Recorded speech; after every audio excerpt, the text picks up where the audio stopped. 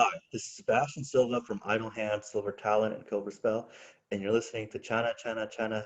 Ah, I messed it up. I messed it up. Do So it again. Channa It's Channa okay. Channa, It's okay. Do it Channa again. Channa Channa Radio, right? Yeah. Okay, cool, cool. Let me try it again. Let me see.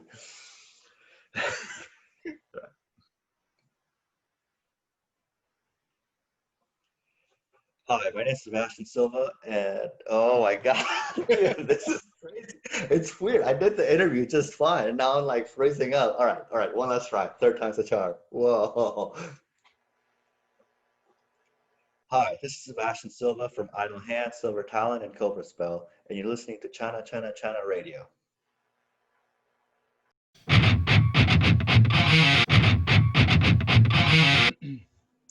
Hi, everyone. Welcome to another episode of my podcast. We have a very special guest today, all the way from Portland, Oregon. We have Sebastian Spyder Silva of Cobra Spell, Idle Hands, and Silver Talon. Hi, Sebastian. Hey everybody, how you guys doing? I'm good. How are you? Oh, doing good, doing good. Can't complain, all is good right now. Before I ask anything else, I want to know why the nickname Spider. Okay, so that started in our last Idle Hands European tour. We were all sitting down for dinner, like our whole band and our tour manager and stuff, and our lights guy, and we all started coming up with silly nicknames. And one guy, his name is Crow. Then we have Firestorm, I believe. Rhino was our tour manager's name. That name stuck. It was Rhino was a good nickname. And then my nickname was they used to say Spider with a Y, but we just started calling me Spider. And then so I thought it was like a funny nickname, and I was like, you know what, I actually kind of like it, so I'll try to see if it sticks. But yeah, it's just like a funny little thing that we came up over like schnitzel dinner in Germany, like in on our last tour. Uh, so Sebastian, how's the situation there with the COVID and everything? Oh, it's a little crazy right now. So it's like COVID is still a persistent issue in Portland, but right now what's even more of an issue is kind of like these fires that have been going on. Like I had to evacuate like me and my family, we had to like leave our house because it was in like a nearby danger like fire zone. So we ended up leaving, and we don't know when we're gonna come back and stuff, but it is what it is, like hopefully everything will be okay. Right. So Yeah, so you were born in Mexico, right? that's right. Yeah. So can you tell me a little bit about your childhood and growing up? Yeah. That's I don't remember much of it, which is weird. I should remember more of it, but my childhood, it was very, I don't know, it was very normal. I just went to school. The last school grade I completed was fourth grade. And back then I was really into playing soccer. I was just into sports a lot, mostly like soccer. I was very athletic, which is kind of like the opposite that I am now. But it was just a lot of fun just being with our family members and such. And uh, yeah, and then we moved to America when I was 10 years old.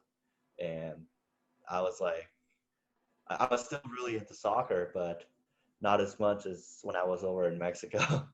Right. So how about the music side? Music was part of at home. How did you get into like how did you get introduced to like metal and rock? That one? Okay, so when I was in school here, I think it was uh fifth grade. No. Okay, I don't remember. I had a best friend back in the day. His name was Trevor, and we used to be like best friends, and we'd always go skateboarding together.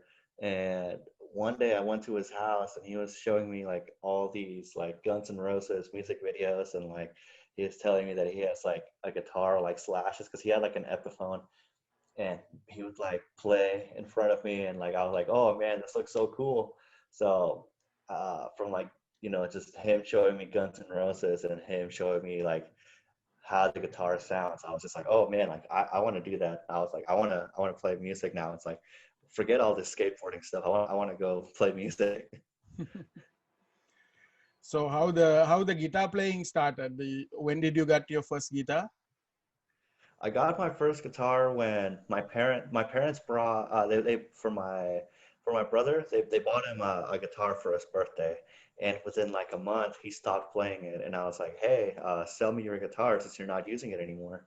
And then he was like, all right, fine. So I bought it off of him, and then I just started learning a bunch of like Guns N' Roses songs and like Nirvana and Ozzy Osbourne and like Led Zeppelin and stuff like that. And I was like, oh, this stuff is cool. And then I was still skateboarding back then. I was like handling skating and playing guitar at the same time. And I found this skate video called Cataclysmic Abyss, and the intro was like this like Bathory song, and then like it morphed into like this Merciful Fate song, and I Yeah. was like, oh, this stuff is much cooler, like the faster, more like aggressive, like more high pitched, more like just overall just faster music, and I was like, I kind of want to get into this, and that's when I started liking King Diamond, like all the thrash stuff, the speed metal stuff, and like some of like and that's when I started tinkering around with like black and death metal around that time too. So when you started like playing guitar, who was your like early influences for playing guitar? My early influences were Slash for sure, Buckethead, and who else? Who else? There was another person that I liked a lot. Oh yeah, the Warren DeMartini from Rat. They were like my top three. Yeah. I noticed your look. I mean, in your promo photos, especially, it's like it's kind of like 50s gothic, and then sort of a horror feel, and then more of like dark glam. Like how did you came Yeah. up with that look? Um, this was around the time when we started Idle Hands. When Idle Hands began, we did a photo shoot with the first the first lineup of the band, and on that photo shoot, I wore a leather jacket and just like black denim pants and a couple necklaces, and that was it. And then like I look back at it and I'm like, wait, like I think I should do something different. It's like Idle Hands is such a different band from like all these other bands that I've ever been in. So I was like, I feel like I want to try to do something. And then I was out like looking at secondhand shops, and I was about to leave, and I found this cave for like $12, and it fit me perfectly. And I was like, oh, this is it. So I grabbed it, and then like I got some like makeup, and I was like, I'm just gonna put this on and then see what happens. I got some boots and chains, and the look has like changed a little bit since then. Now I have like a velvet cape, and I got like these like lace gloves with I put a little bit more makeup, but not as prominent as like how other bands are. But I change up the look every now and then. It's just mostly it revolves around the cape and wearing all black and stuff like that. So what was your first band? Is it Idle Hands your first band, or what was your first band? No, no, no. My first band, um, is this band called Maniac that I started with my friends in high school. We we had like a talent show, like a I don't know, we were like 15 or 16, and we did okay. I mean, we didn't win the talent show, but it was just like for fun, and we ended up like that band ended up opening up for Raven, Flotsam and Jetsam, and Anvil, and that was like our foot in the door towards like the Portland music scene. And I was like 16 or 17, like going to all these like shows at bars, and I was like, well, I can't drink, so I might as well just watch the bands. So that was pretty fun, kind of like staying up late and watching all these cool local bands. And then from then on, I joined like so many bands. Like I think I've been in like 10 different local bands here in Portland, but the last one was Spellcaster. That was like the last band that I ended up joining. And from then on, we did a USA tour, and then we split up. And from then on, Idle Hands and Silver Talons. Idle Hands and Silver Talon came out of the Spellcaster breakup. Right. You Mhm. mentioned you opened for Anvil. Have you seen that movie, Anvil movie? Yeah. We actually, when we got the news that we were gonna open up for Anvil, like way back, we were just like we'd seen the movie before, like me and my friends, so we're just like, oh, super cool that we're gonna open up for like, these cool dudes and all. So, so which band did you join first, Silver Talon or Idle Hands? It was Silver Talon first. It was as soon as Spellcaster broke up, the same members except the vocalist of Spellcaster, they became Silver Talon, and then from then on, Gabriel Franco, which is the lead singer and the main songwriter and the guitarist in Idle Hands, he um, he stopped playing bass for Silver Talon and he started doing Idle Hands.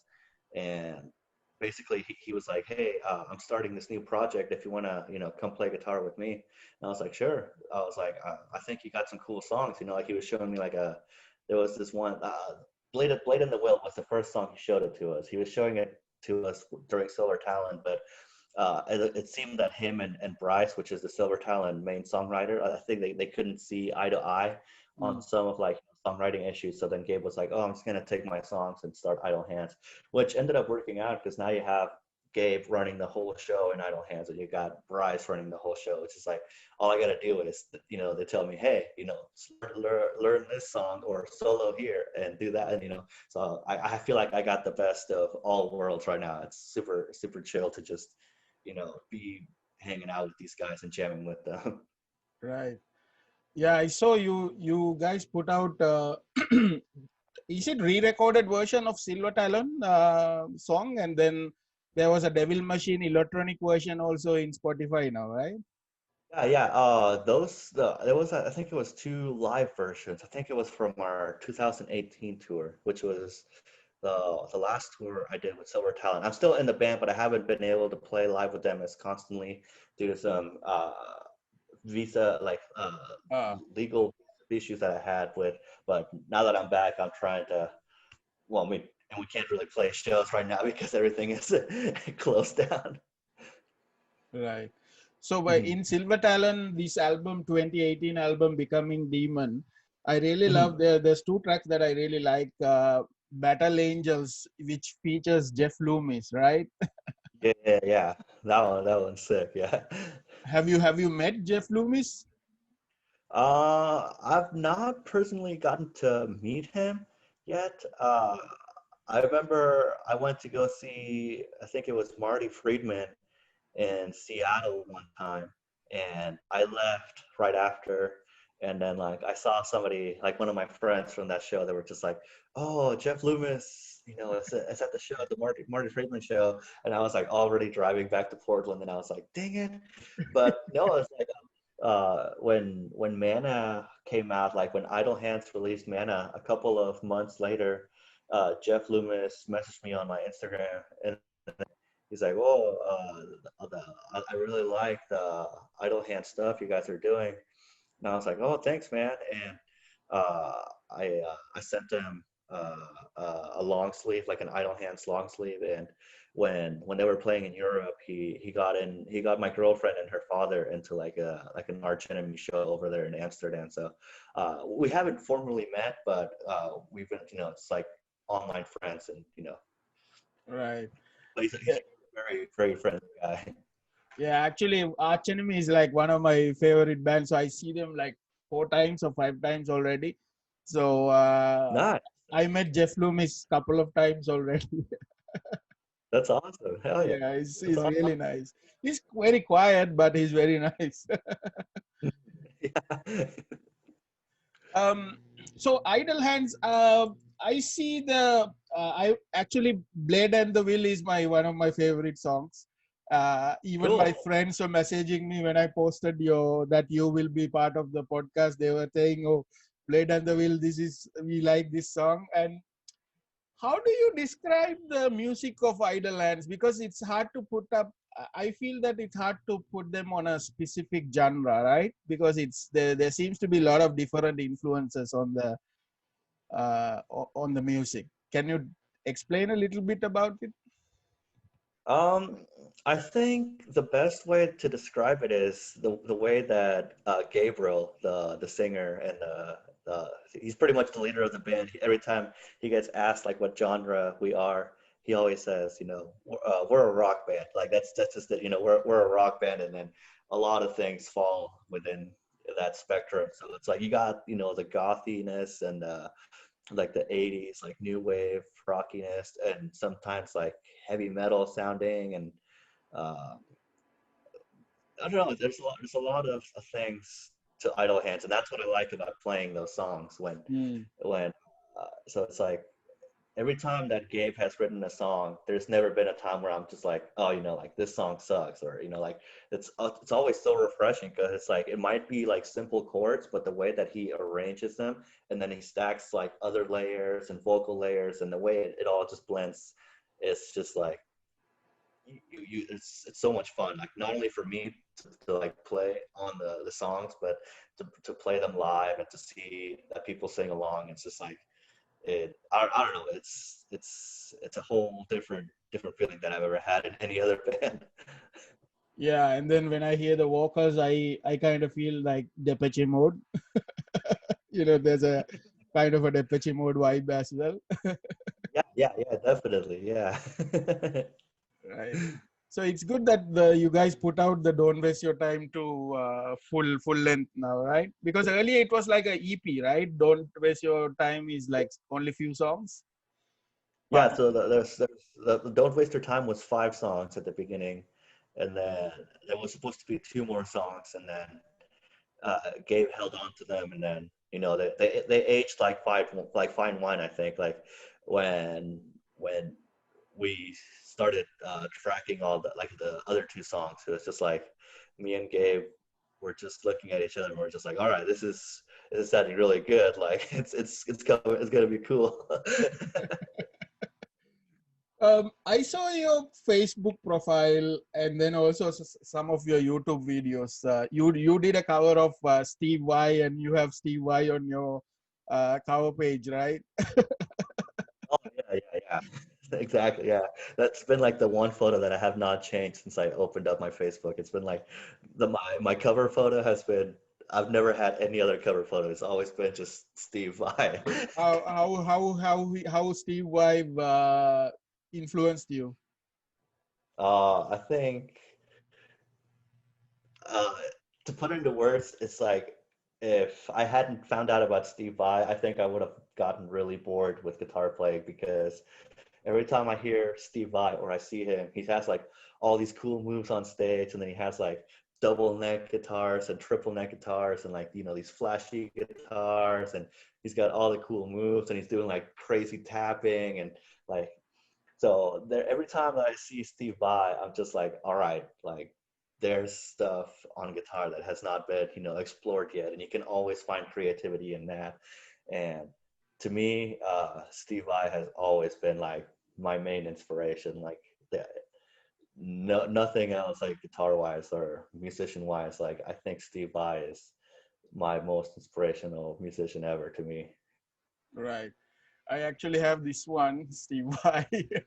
Oh, it's funny because I just finished learning the song Fever Dream a couple of days ago. I'm gonna cover Wow. it. I'm gonna, I'll be covering it soon, but it Right. won't be for a couple of weeks. I do also have I actually like, I think my favorite album of Steve Vai is the Y album, because Steve had like a band. They released it, the what is this album name? I can't remember now. With Devin Townsend on vocals. Remember the album? Oh, the Sex and Religion. Yes, Sex and Religion. Yeah, So that album is so good. That album rules. I went to Steve Vai I went to the Generation Act show. So I asked him to sign that album for me. And then few last year, Devin Townsend also had a tour here in Asia. So he signed it. So actually have the one that signed by both. So I it's one of my treasures actually. That's so cool. That's awesome. That's so cool. Yeah. So Sebastian, so I really got to know you actually when I heard about Cobra Spell. So can you tell me about Cobra Spell, forming Cobra Spell, and a little bit about the lineup? Yeah, so Cobra Spell was started. Me and Sonia began talking well, sometime around last year, uh, in the summer of 2019, and we were just like, oh, it would be really fun together if we started jamming and putting like a project together. I was like, hell, I'm all up for it. Let's do it. Like we both like the same music, we both play the same guitars, like we have the same style and the same passion for being in a band and having like the whole rock star like 80s looking dream thing. And then Sonia started writing some songs, and we were like, she was coming up with like these band names. She came up with Voodoo Links at first, which I kind of liked, but I was like, I don't think that's the band name yet.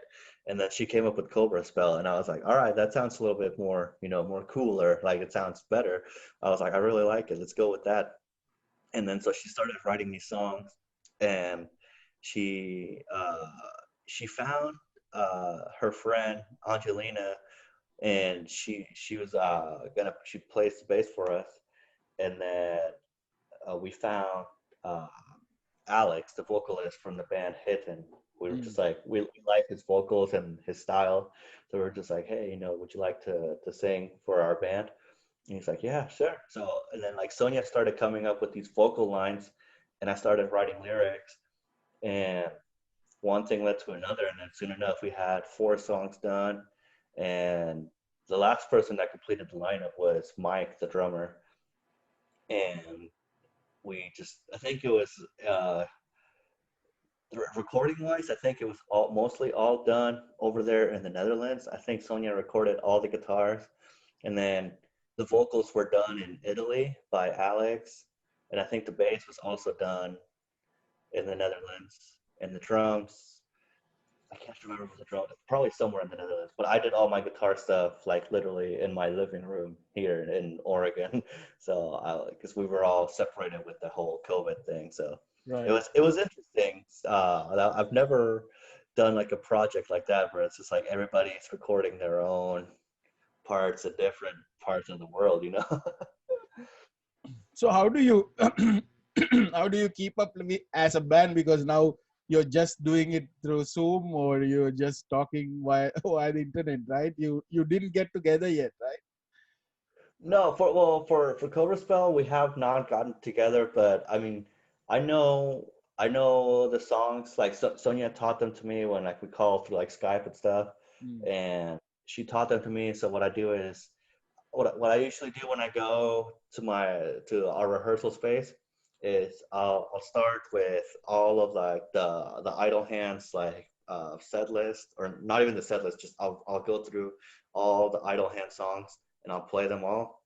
And then I do all the Silver Talon songs. I play all of them or most that I know because there's some that I still have to like figure out. And then I go through all the Cobra Spell songs. And then if I have time, then I do it over again. And I'm like, all right, let's do it again. And then, but I pretty much try to do that at least every day or every other day. Like even though like it's a long time, but it's it's just like I don't have anything else to do but just play music. So it's like I have to make sure that the bands that I'm in, that I know these songs, and that I know how to play them well for when the time comes to play them live again. It's just like, all right, I could play these with my eyes closed and spinning around and doing kicks and ballerina twirls and stuff.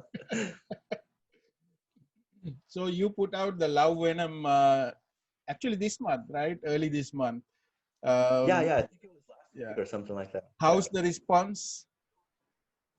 It's been very good. It's been we got a lot of compliments out of it, and a lot of good reviews have came out. And Sonia has had like a bunch of interviews, and I've had uh like some interviews here and there, which is surprising because I don't. I like rarely do interviews because I'm like I'm always just I always feel like I'm just a guitarist, you know, like I'm not really the one who writes the stuff. So it's like I don't feel like I should, you know, sometimes do the interviews, but like sometimes, you know, people want to like talk to me and see what's up. And I mean, I appreciate all, you know, like as much as I can to do some interviews and stuff, but you know, mostly Sonia handles the interviews or Gabe handles the interviews or Bryce does, but um, it's been a good response like for the EP, and we hope that people are gonna like the full length too. Hmm. Yeah, I also I listen to those songs, and one of my favorite is Poison Bite, Oh, that's my favorite. Yeah, because Alex, the vocals are really nice on that song. yeah. He knocked it out of the park. I was like when I was writing the lyrics, and I was just like I had an idea how the melody would sound, but I think Alex just took that and made it his own and just made it sound a lot better than we thought. Yeah, I think Cobra Spell is kind of bringing back those Dokken Rat kind of rock, right? Yeah, yeah, exactly. Yes, that's what we're going for. Yes. Because we haven't heard that type of music in a while, because a lot of bands were not really playing that sort of music, right, for some time. Exactly. So Yeah. Mhm. it's really nice to start hearing that that sort of music.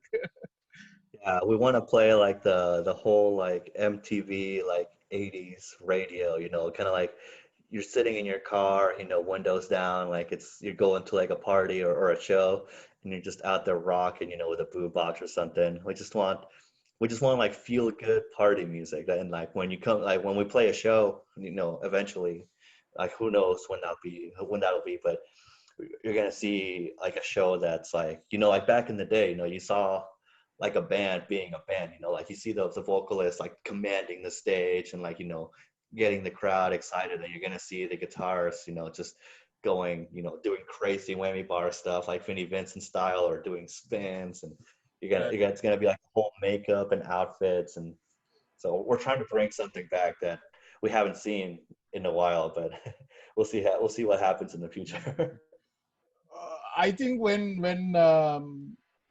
you announce Cobra Spell, I think this happened. I think with Sonia, this happened. They announced Crypta, and then few days after announced Cobra Spell. Like it happens like almost like same time, right? And then the Yeah. one thing got me interested of Cobra Spell is the logo that you guys put out. It's so amazing. What's the Oh, thank idea you. behind the logo? The logo. We just wanted something, you know, very akin to like the 80s. We wanted something like, you know, shiny, chrome, almost like on the edge of like synthwave looking. And we got Daniel Porta, this artist guy who absolutely does fantastic job. He also did the Idle Hands logo, and he does like most of the Idle Hands like shirts and stuff, and he did the Cobra Spell logo, and we were just like, wow, like this looks awesome. Like this is what we've been wanting all along. Because it really got me into that 80s, because when I saw the Cobra Spell logo, it reminds me of Cobra from GI Joe. You know that the Cool. Oh style. yeah, yeah, I know. Hell yeah. That's awesome. Yeah, it's I didn't think about it that way, but yeah, you're right. because they had that shiny look, right, of The the shiny logo. edge to it, yeah. That's right. So, Sebastian, so I know you. Actually, Sonia was on this podcast earlier, right? So she was talking about you also, and you guys do this. I really like the one that you did, the video that you did together. You have I seen two. I seen the Steel Panther one where you do Eyes of the Panther, and then Kiss. Oh yes, yes. Mhm. Really good. So I know you guys are like together. So what's happening with the COVID? How are you maintaining the relationship so far away and different time zones? Um, Yeah, well, when we call, it's I mean, we call as often as we can. Like even though we have 9 hours, of difference between us, but it's been a challenge, with the whole COVID thing. I think we haven't seen each other in 8 months. Like we've my band, they bought me a plane ticket to go see her like back in April, and things kept getting rescheduled and borders closing down and stuff, and it's just been like uh never ending. Like we don't know when we're going to see each other again, like hopefully soon. And but the thing is, we just try to stay as positive as we can by calling each other and messaging each other. And sometimes we may not be able to call as often as we like, or call for as long as we can, but the fact is that we're both just maintaining each other, communicated, and talking to each other and letting each other know that we miss each other and we care about each other a lot. And with the whole Cobra Spell stuff, it makes it a lot easier too, because we have something to work towards, even though, like, we're separate, but we still work at it together. And we do these interviews and all of this stuff, like, and people ask us for uh like when it's they ask us questions about what's going to happen next with Cobra Spell, so it gets us more motivated to keep working with each other, and that we'll see each other again soon. And so it's like a little bit of like, it lights up our spirits when we do this, even though that we can't be together for now, but we'll be back soon, hopefully. Right. So I also have to ask the same question. So what's your immediate or near term plans for Cobra Spell? Let's see. I think Sonia is finishing up writing some songs, and I think as soon as she's done doing that, she's gonna send me like vocal melodies, and then I'll start writing lyrics.